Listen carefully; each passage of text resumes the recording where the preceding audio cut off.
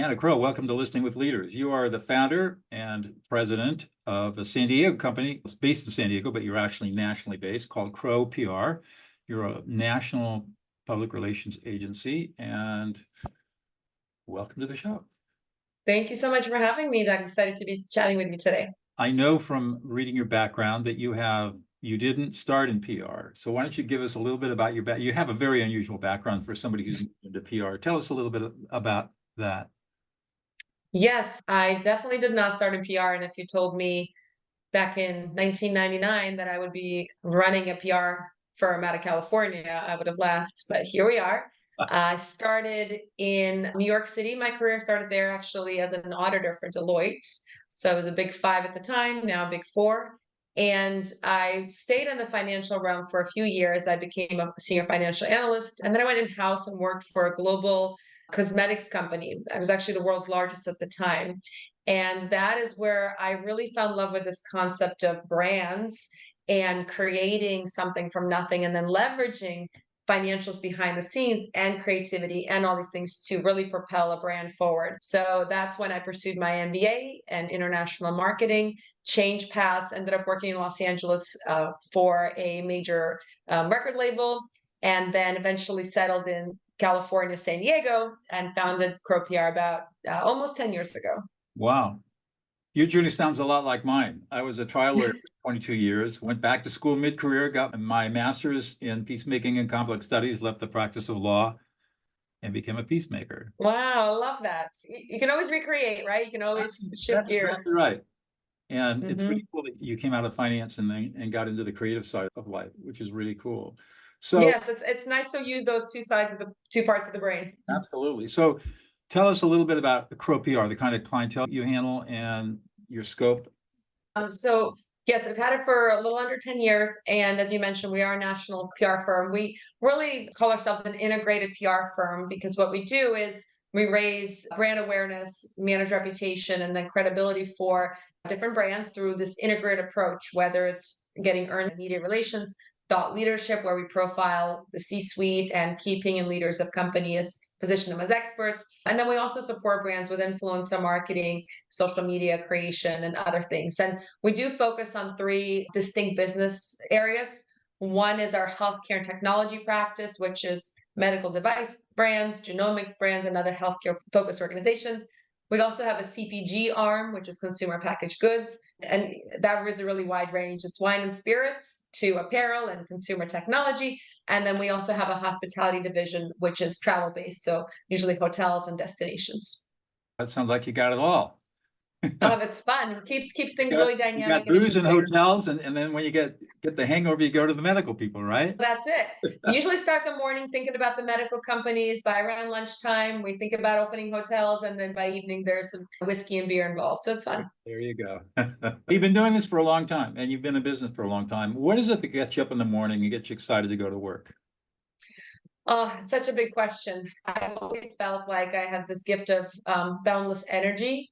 And it's really easy for me to recharge in the night. So when I wake up, I'm just excited for life, for ideas, for creating. I love creating things, whether it's my hands or my mind, working with teams and collaborating and creating things together with a team. So what wakes me up is usually just wake up naturally and ideas start popping into my head. And I think about the excitement of the day and what it lies ahead. Because I work in so many distinct areas, not just in the company, but also outside the business, I'm involved in a lot of things. There's really never the same day. And so I just get excited and look forward to the opportunities that day could bring and the challenges that I could potentially solve. You get any beach time in San Diego? Any beach time? Yes, actually, this morning I did a sunrise hike with one of the entrepreneurs groups I'm a part of. So that was a beautiful thing to do before 9 a.m.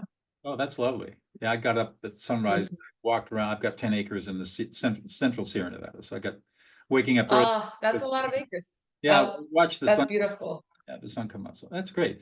So you've assembled this massive team of people, and PR is a very fluid, dynamic, creative kind of business and you've got the business side, and then you got the creative side, and you're dealing with a lot of creatives.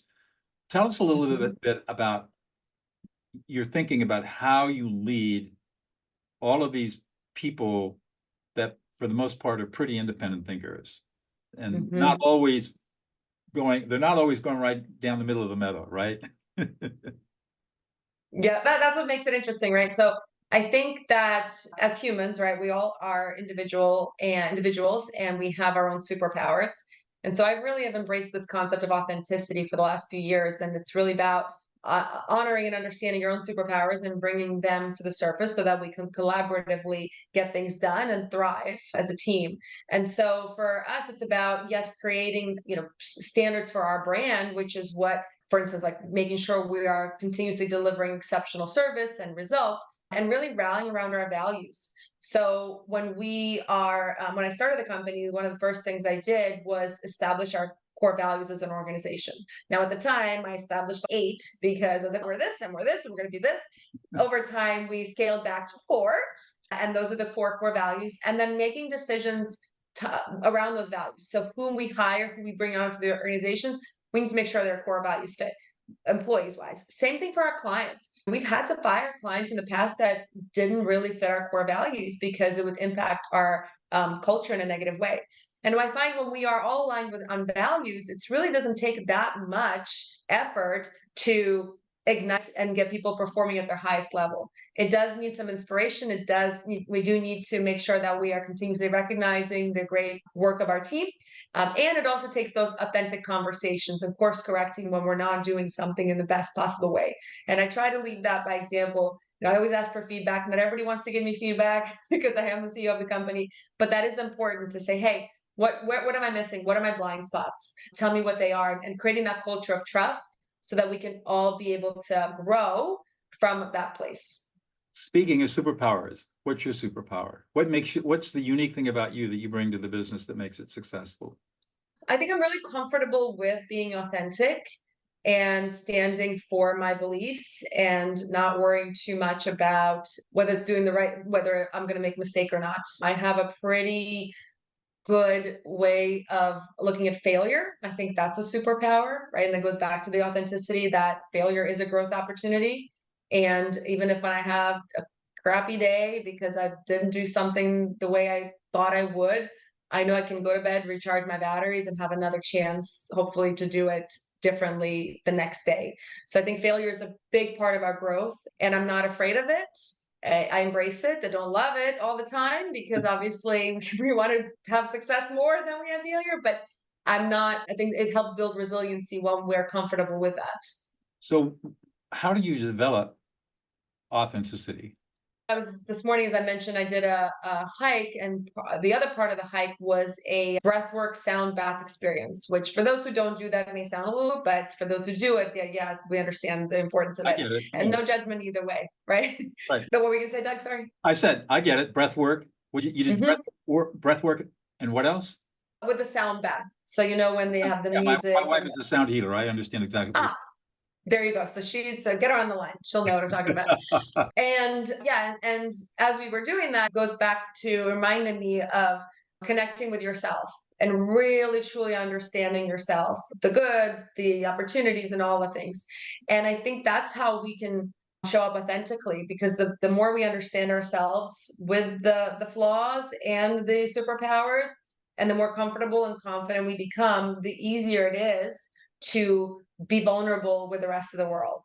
And I think, I said that was going to be my next question. Authenticity involves vulnerability, and yes. vulnerability requires inner strength. Yeah.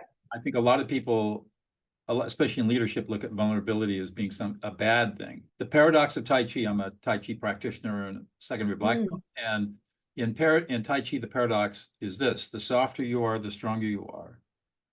Vulnerable, the more powerful you are. Soft to I be love that. vulnerable to be powerful. And it turns out to be absolutely true. So tell me about vulnerability. Yeah, it's similar to what you're saying. The softer you are, there's a concept of light touch leadership, right? Where a leader doesn't have to harp on you and you're doing this, you're doing this. It's creating that culture of trust and understanding and being able to inspire that change and having a lighter touch. So it's the same thing as you're talking about in Tai Chi, but that also goes back to vulnerability. I think it's important to build that confidence and find yourself in environments where you can trust and be trusted. I think it's tough to be vulnerable in an environment that does not appreciate vulnerability, Ah, because that is where you feel the stress and you eventually end up leaving, right? right. And eventually stop being vulnerable because you've had a bad experience. So I think it goes both ways. It's us being vulnerable and surrounding ourselves with people, whether it's professionally or personally, where we can be our true selves, we can create that trust. That gives us that opportunity to be vulnerable without the risk of being judged. So a lot of thoughts are buzzing through my head right now. Have you heard of the Athena Project at Google by any chance? Yes. Psychological safety. So what you're describing Yep. is the core role of a leader in creating psychological safety on a team. Tell me how you go about doing it. That's what you're describing. How do you go about doing it? Exactly. And I think that goes back to authenticity, right? Doing what you say, saying what you do, creating that consistency, not being Dr. Jekyll or Mr. Hyde. For those folks who don't know what I'm talking about, there's a great book of a topic where a person would turn themselves and be a really great person and then be more of a monster. Mhm. And so being consistent, right? And if you're continuously also able to show your flaws as well as the good things, then people can understand where they stand with you. And that's what I think creates that culture. And also, it's not always just about um, positive reinforcement. It's also creating an opportunity where you are inspiring people and reinforcing them, but also being able to share where there are opportunities for growth.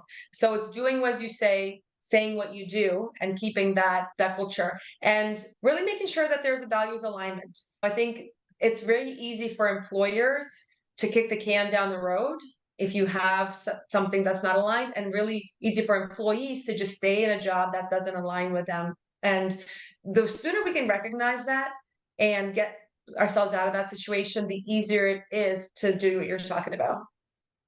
So this show is called Listening with Leaders because I believe that true listening is the foundational skill of life, and most people don't know how to listen. I suspect that you're a pretty good listener. How did you develop that skill?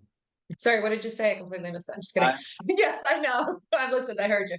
Yes, I agree with you. I couldn't agree more. I think active listening is a skill that we all must perfect. Perfect is a strong word. Must gain. let's say Uh, yes, there you go.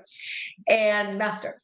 And because there's people can listen and they can hear, but the message may not be resonating because there are other things happening in their mind, right? They're blocking out, or they're selective hearing, where you said 5 things, I just heard the one, goodbye.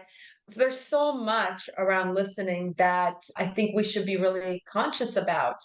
And there was a book I read, I think it was, I can't remember the name of it, I apologize, but there was basically the guy was saying that some of the best dinner parties they've had was when they got to talk and other people listened, because people do like to talk. But the idea is that in the silence, in the listening, we are showing up in a lot more valuable ways. And it's hard for entrepreneurs, I think. It's hard for passionate, excited people. I had this challenge when I was younger. I have an idea, I have an idea, I have an idea.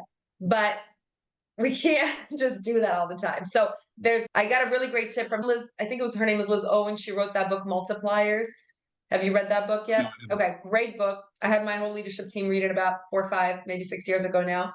And for people who like to talk a lot because they feel they have ideas, she has this analogy of having 3 poker chips. So you show up to a meeting, you have 3 poker chips.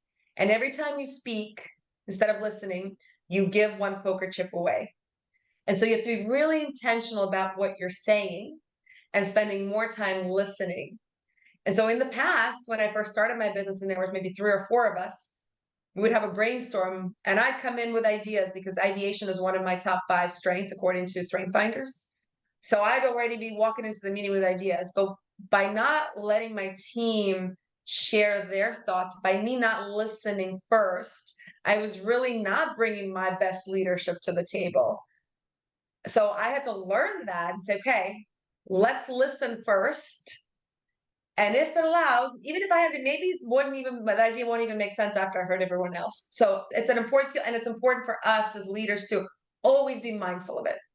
Yeah, you're in a client-based business where listening to clients becomes a skill. I teach a skill that I talk about listening others into existence. So it's a very different kind of listening. Instead of listening for information, I teach people how to listen to validate the speaker. So the speaker feels heard and validated, which is a very different way of thinking about listening. That's great. I love that. And I'm in a client-based business too. And I find that when clients feel like they've been deeply heard, they're much more amenable to listening to what follows, right?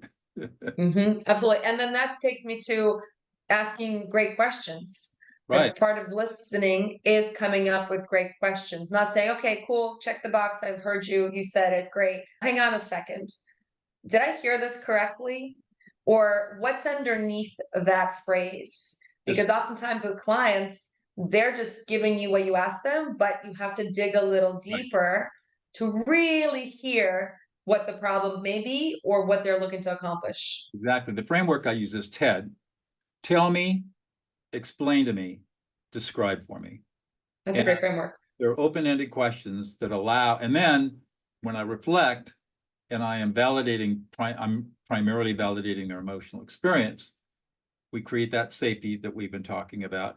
They open up even more and we get deeper and deeper and deeper. And when we're done, the client feels deeply heard and we're able to solve problems much faster. So it's that's very cool. Yeah. So where do you think Crowe PR is going on its journey? You've been at it for 10 years, still pretty new. What do you think? Yes. What's the plan? Well, I think, What's the plan? to the moon and back, maybe. I'm not sure. So I think we're in a really interesting space because marketing in general has been so dynamic with technology innovation, with the advent of the iPhone and social media, and also just the world and news and fake news and all these things. There are so many things that are impacting us. What I love about our profession, it continues to evolve based on customer behavior, whether it's B2B businesses or B2C businesses. And so the way I see the business really continuing to form and grow is staying on top of that trend, of the trends, and making sure that we are continuously connecting our clients with their customers in the most impactful ways as they change. We may add one or two other service areas based on that, because even 10 years ago when I started, earned media was really 95% of our business. Since then, it's become still a majority of our business, but I'd probably carve out 30 to 40% for influencer marketing and organic social media, because that's reputation management and brand awareness in a different way that speaks to customers. Continuously evolving and growing the business. I think I'm really proud of a lot of the accolades that our team has brought to our company, and I'm really proud of the talent that we have. So my goal is to ensure we're continuously being really selective about the clients and our team and what our endeavors are, and really intentional about how we build the business over time. How do you think AI is going to affect PR in the future? Let's start already with content, right? I think that the upside of it is we can have information at our fingertips very quickly, very easily. It can help in creativity if you get stuck, right? So if I'm writing an article and I'm like, oh, okay, what are the 5 things I should say? Let's just see what AI says. And maybe there's one like, oh, that's an interesting one. Let me write about that one. So it can be a great thought starter for ideas or campaigns. Obviously, there are challenges with AI because of misinformation and other things. So it's very important for the human element to be a big part of the process. But I do think it's with regards to content creation, it can be very valuable with those thought starters and even just some content starters. And as it evolves, I think it'll be really valuable in data analytics as well. How are we measuring success? How do we know that what we're doing is making an impact?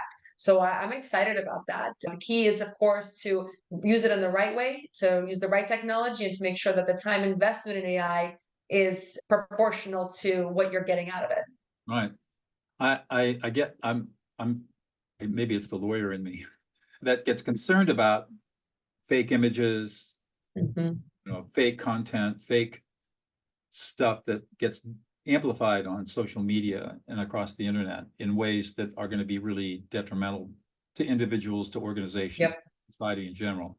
And I'm not sure what this, there are always going to be bad actors out there, and I'm not sure how that's going to be managed, but that is a deep concern I have, that I agree with you.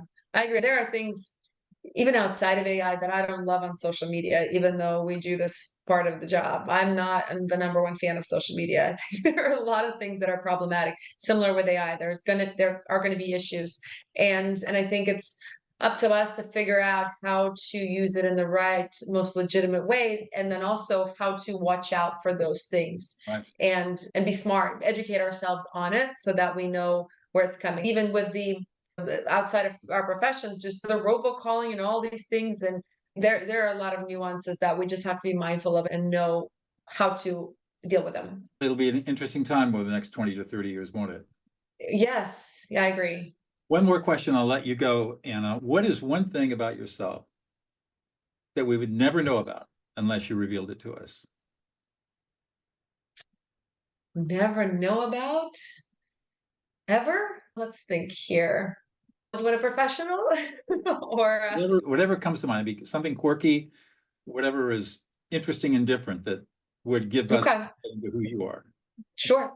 So when I lived in New York and I worked in finance, I also, as an entrepreneur, had a lot of side hustles.